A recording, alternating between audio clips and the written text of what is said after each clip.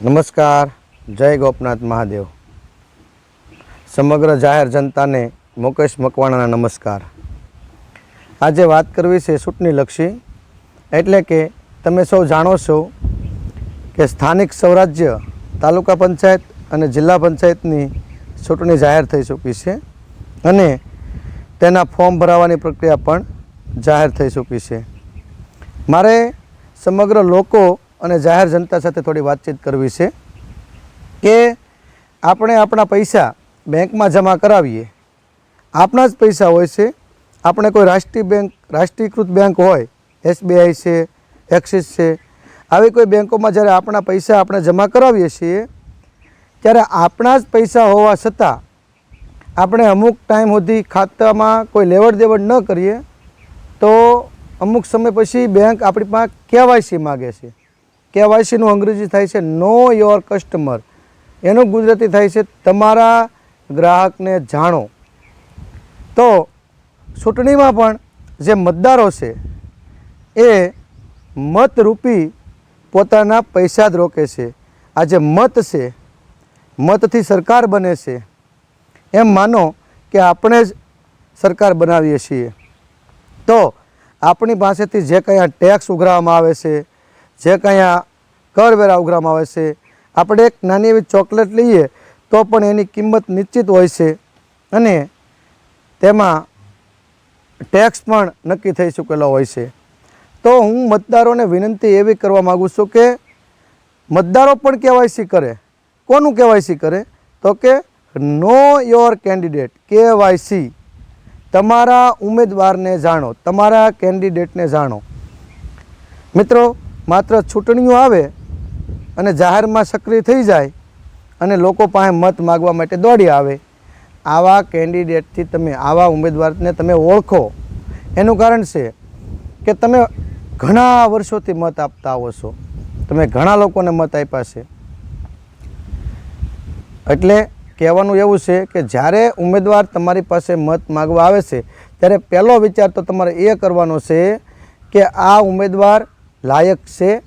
એનું કારણ એ છે કે તમે લાયક નહીં હોય એવા ઉમેદવારને મત આપી દેશો. હા, તમને ખ્યાલ છે બધા એમ કે આ ભાઈ બહુ સારા, ઓલા ભાઈ બહુ સારા, ઓલા પક્ષવાળા બહુ સારા, આ પક્ષવાળા બહુ સારા. હું પણ સમજું છું સારા તો બધા હોય છે, બધા સારા જ હોય છે. વ્યક્તિગત રૂપે કોઈ ખરાબ હોતું નથી, સંબંધ રૂપે કોઈ ખરાબ હોતું નથી, બધા સારા જ હોય છે. પણ તમારે એ વિચારવાનું છે કે જ્યારે મારે કોઈ કામ પડશે, જ્યારે મારે જરૂર પડશે ત્યારે મારી સાથે કોણ ઊભો રહેશે, અથવા તો હું એવો કયો ઉમેદવાર છે કે જે નાનો માણસ છે એને હું સરળતાથી ફોન કરી શકી, મારા પ્રશ્નો જણાવી શકી. બાકી હાલમાં મને પણ એવી ખબર છે કે રાજકીય નેતા તો બહુ મોટા મોટા છે, પૈસાવાળા છે, ફોર વ્હીલરમાં ફરે છે, અઢળક સંપત્તિ છે, પણ આપણે એક સામાન્ય નાગરિક તરીકે એમને ફોન કરતા શરમાઈએ છીએ. આપણને એમ થાય કે એને કેમ ફોન કરવો, કવડો મોટો માણસ છે. તો મિત્રો, મારી તમામ જનતાને વિનંતી છે કે એવા ઉમેદવારને મત આપજો કે જેને તમે સરળતાથી પહેલો ફોન કરી શકો, તમારી મુસીબત એને જણાવી શકો. અથવા તો એવા ઉમેદવારને મત આપજો કે ઉમેદવારને ખબર હોય છે કે જનતાને શું જરૂર છે. મેં તાલુકામાં 5 વર્ષ કામ કર્યું. 5 વર્ષમાં મારી પાસે અનેક લોકોના ફોન આવ્યા, અનેક લોકોએ મને ભલામણો કરી. મારથી થાય એટલે મેં કામ કર્યા, રૂબરૂ વ્યક્તિગત જઈને મેં કર્યા. એ હું વખાણ કરવા કે આ કામ ગણાવવા માટે આ વિડીયો બનાવતો નથી, પણ મને એક સામાન્ય પરિવારમાંથી આવું છું. આર્થિક દૃષ્ટિએ અમે બહુ નબળા છીએ. એક હાવ સામાન્ય પરિવારમાંથી, મજૂરી કરતા પરિવારમાંથી હું આવું છું અને મને જાહેર જનતાએ તાલુકાનો સભ્ય બનાવ્યો. પછી મને ખ્યાલ હતો કે મારે શું કામગીરી કરવાની છે. નાના માણસના કામ પહેલાં કરવાના છે. એનું કારણ કે નાનો માણસ જ સૌથી વધારે રીબાતો હોય છે, કેમ કે એને ખ્યાલ નથી હોતો કે ક્યાં જવાનું છે, કઈ ઓફિસે મળવાનું છે, કયા સાહેબને મળવાનું છે. બાકી મોટા માણસોના કામ તો મોટા માણસો ફોન કરીને કરાવી જ લેતા હોય છે. જરૂર છે નાના માણસોને. એટલે અમે પણ એક સામાન્ય પરિવારમાંથી આવીએ છીએ અને આ ચૂંટણીમાં કદાચ અમારું અસ્તિત્વ હોય તો જાહેર જનતાને એવી વિનંતી છે કે તમારા ઉમેદવારને ઓળખો.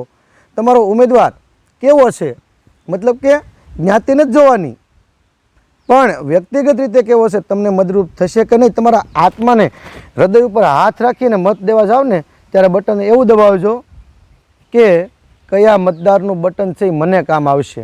બટન તો ઘણા બધા હશે, બધા પક્ષના હશે, પણ કયા પક્ષનું બટન દબાવવું એ તમારે તમારા હૃદય ઉપર હાથ રાખીને નક્કી કરવાનું છે. જો હું તમને જાહેર જનતાને એક મને થયેલા અનુભવની વાત કરી દઉં. ચૂંટણી આવે એટલે પૈસાવાળા ઉમેદવારો દારૂ પ્રોગ્રામો આવું આપે. અઠવાડિયું 15 દિવસ યુવાનને દારૂ પાય, પ્રોગ્રામ આપે, ભૈજા ખવડાવે, આવું બધું કરે 100%. પણ એમાં બને છે કેવું કે ગામડાનો બેરોજગાર યુવાન હોય, મજૂરી કરતો હોય કે કોઈ કામ કરતો હોય, એને આ બધા ભેગા કરે ઉમેદવાર અને એને કહે કે અલ્યો એટલો દારૂ, એટલા પૈસા, આ પ્રોગ્રામ ખાઈ નાખજો, આમ કરી નાખજો. મને ખ્યાલ છે, કેમ કે હું એ પરિસ્થિતિમાંથી પસાર થયેલો છું. હવે બને છે એવું કે આ દારૂ 8 થી 10 દિવસ બેરોજગાર યુવાન દારૂ પીવે ને એટલે એને દારૂની લત લાગી જાય. આ દારૂની લત લાગી જાય એટલે ચૂંટણી ત્યાં સુધીમાં વહી જાય. હવે બને છે એવું કે દરેક સમાજમાંથી ઓછામાં ઓછા 5 લોકો એટલે કે યુવાનના દારૂ પીતા થઈ જાય છે કાયમ માટે. તો શું આપણે આપણી યુવા પેઢીને દારૂ પીતી કરવી છે? મેં જોયું છે કે ઘણાના પરિવારમાં હાલમાં 5 કિલો તેલ લાવવાના પૈસા નથી હોતા. આ મેં રિયલ જોયું છે. હું બહુ સામાન્ય પરિવારમાંથી આવું છું. ફરીવાર કહું છું, મારી પાસે આર્થિક સદ્ધરતા જેવી કહેવાય એવી છે જ નહીં. જરા પણ મારી પાસે આર્થિક સદ્ધરતા નથી. અમે પણ ચૂંટણી લડવા માટે જઈ રહ્યા છીએ, પણ અમે તમારા વિશ્વાસે એટલે કે લોકોના વિશ્વાસે ચૂંટણી લડવા માટે જઈ રહ્યા છીએ. તમારી સામે મતદાર ઉમેદવાર આવ્યો છે, એ વિચારો કે શિક્ષિત છે, અરજુ કરી શકે એમ છે, અધિકારીને ફોન કરી શકે એમ છે, તમારું કામ કરી શકે એમ છે. આટલું કેવાયસી કરો અને પછી તમારા પરિવારને સમજાવો કે મત મારે કોને દેવો છે. હું એમ નથી કહેતો કે બધા મત મને આપી દો, પણ વિચાર તો 100% કરજો. કેમ કે 5 વર્ષથી ઓછા પણ નથી હોતા, એમ એટલા બધા વધારે તો નથી જ, પણ 5 વર્ષનો સમય એ ઓછો તો નથી જ કહેવાતો. આપણા બાળકનું નાનપણથી 5 વર્ષ સુધીમાં ભવિષ્ય નક્કી થતું હોય છે. બાળકને શિક્ષિત બનાવો, બાળકને ભણાવવા માટે યોગ્ય રસ્તો બતાવે એવા ઉમેદવારને પસંદ કરો અને વિચારો કે શું આ ઉમેદવાર આપણને ભોળવીને મત તો નથી લઈ જતો ને, સંબંધો બતાવીને મત તો નથી લઈ જતો ને. આ ખાસ વિચારો. એટલે તમારા કેન્ડિડેટ ઉમેદવારનું કેવાયસી કરો અને હૃદય ઉપર હાથ રાખીને પછી બટન દબાવો કે મારે કોને મત દેવો છે. હા, મને ખાસ ખ્યાલ છે કે હાલમાં જનતા ખૂબ જ છેતરાઈ રહી છે, ખૂબ જ છેતરાઈ રહી છે. ભ્રષ્ટાચાર એટલો થઈ રહ્યો છે કે હદ પૂછો નહીં, વાત ન પૂછો. હદબારો ભ્રષ્ટાચાર થઈ રહ્યો છે. આપણા ટેક્સના નાણાંનો બહુ ખરાબ ઉપયોગ થઈ રહ્યો છે, એ તમે સૌ જાણો છો. એટલે તમે એમ માનતા હોય કે સત્તા જાળવી રાખવા માટે સત્તા પક્ષને મત દેવો જરૂરી છે, તો એ વાત ખોટી છે. વિપક્ષ મજબૂત ઊભો કરો અથવા તો વિપક્ષને સત્તા આપો.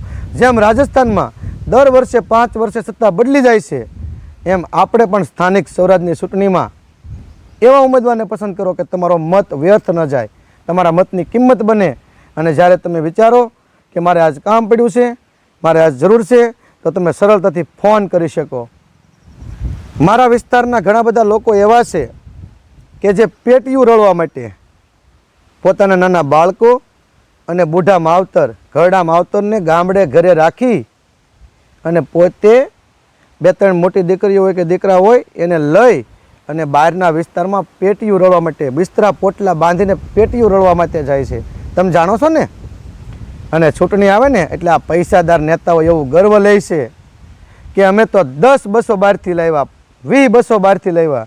મિત્રો, હું તમને કહેવા માગું છું કે શું તમારા બુઢિયા માવતરને રાખવા, તમને ઘરે રાખવા તમને ગમે છે?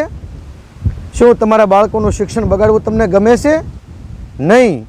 આ જે સત્તાધારી પક્ષ છે ને, અત્યારે જે સત્તાધારી લોકો છે ને, તમારા નેતાઓ જે અગાઉ મત લઈ ગયા, એવું તમને વિશ્વાસ સાથે કહું છું કે તમારા બાળકનું ભવિષ્ય પણ નથી વિચારતા, તમારા બુઢિયા માવતરની સેવા પણ નથી વિચારતા, માત્ર ને માત્ર પોતાનું કરે છે. એટલું યાદ રાખજો કે આપણા વિસ્તારમાં આ લોકો રોજગારી શા માટે નથી લેવા, તમે જાણો છો? નથી જાણતા. હું જાણું છું કે આ લોકો રોજગારી શા માટે નથી લાવતા. જો આ લોકો વિસ્તારમાં રોજગારી લાવે તમને એમ થાય કે વિસ્તારમાં રોજગારી છે કે છે મિત્રો રોજગારી.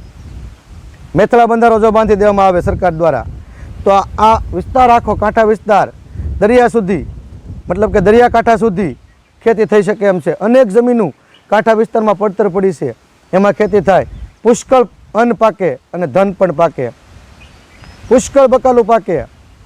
પણ આપણા નેતાઓ નથી કામ કરતા. એનું કારણ છે કે જો આ લોકો અહીંયા રોજગારી મેળવતા થઈ જશે તો બહાર જે એના આકાઓ બેઠા છે, આ લોકોને જે પૈસા મળે છે એ લોકોની મજૂરી બંધ થઈ જાય.